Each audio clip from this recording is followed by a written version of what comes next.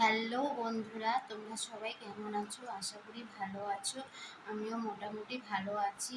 তো দেখো, আমি অনেকদিন পরে তোমাদের কাছে একটা ডেলি ব্লগ নিয়ে হাজির হলাম। হাতে গোনা মাত্র আর কয়েকটি দিন বাকি, তারপরেই হচ্ছে আমাদের বাঙালিদের শ্রেষ্ঠ পুজো, দুর্গা পুজো। তো দুর্গা পুজো যেহেতু আর কয়দিন বাকি, আর সামনেই মহালয়ার পরে তো আর ঘর দোর ঝাড়া যায় না, পরিষ্কার করা যায় না। তাই জন্য আমি আজকের থেকেই মানে শুরু করে দিলাম।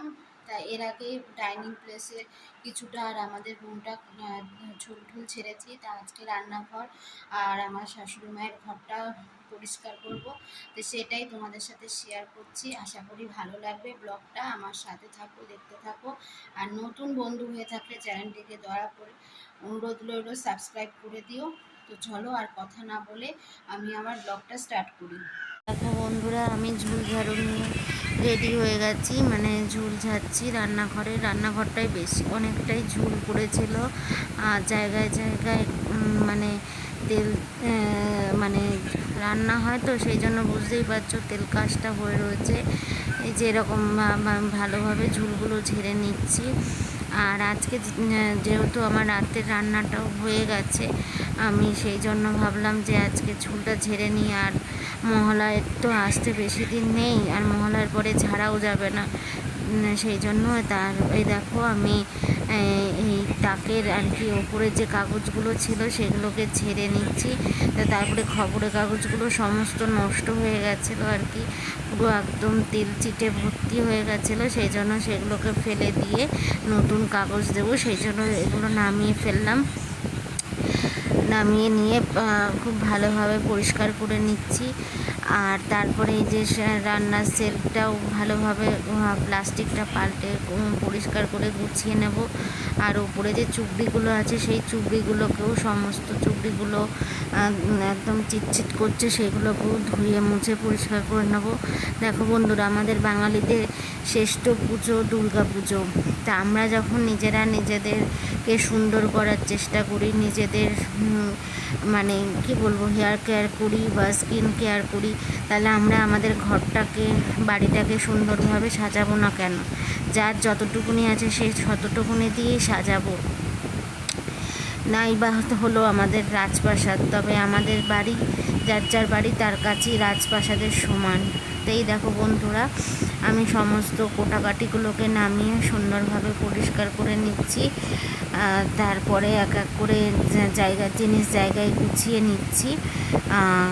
আর তারপরে হচ্ছে আমাদের একটা সবজি আর কি তাক আছে স্টিলের, সেইটাকেও পরিষ্কার করব।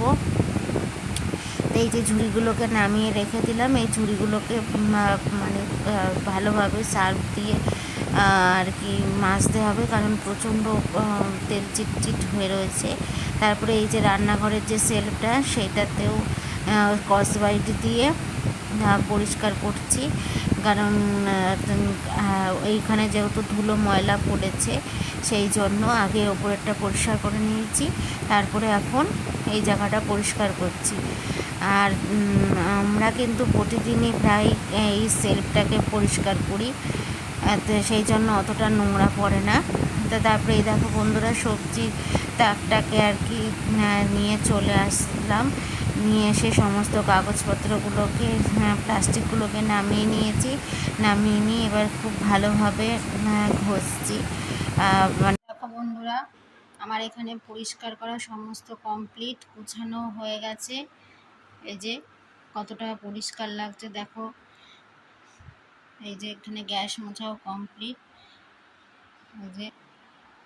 এই যে আমি এটাকে যে মেজেছিলাম, দেখো মেজে এই যে কতটা পরিষ্কার হয়ে গেছে। কতটা কালো ছিল তোমাদের সামনে দেখাতে পারিনি, তাই তোমরা হয়তো দূর থেকে অতটা বুঝতে পারোনি। রেখে দিয়েছি জায়গার জিনিস জায়গায়। রাতের জন্য ছোলার ডাল করেছি, এই যে ছোলার ডাল ঠান্ডা হচ্ছে। তো আমি এবার যাব স্নানে। বন্ধুরা, তো দেখতেই পেলে আজকে সারাদিনের ব্লগটা। কেমন লাগলে অবশ্যই কমেন্টে জানিও। আর আমার চ্যানেলে নতুন বন্ধু হয়ে থাকলে চ্যানেলটিকে সাবস্ক্রাইব করার অনুরোধ রইল। তা আমার সমস্ত কিছু খাওয়া দাওয়া কাজকর্ম কমপ্লিট। আমি এবার রেস্ট নেব। তা তোমাদের সাথে দেখা হবে আবার নেক্সট কোনো ব্লগ বা রেসিপির সাথে। তোমরা সাবধানে থেকো, ভালো থেকো। আর পুজোর সবার শপিং হয়ে গেছে নাকি অবশ্যই কমেন্টে জানিও। তো চলো, টাটা।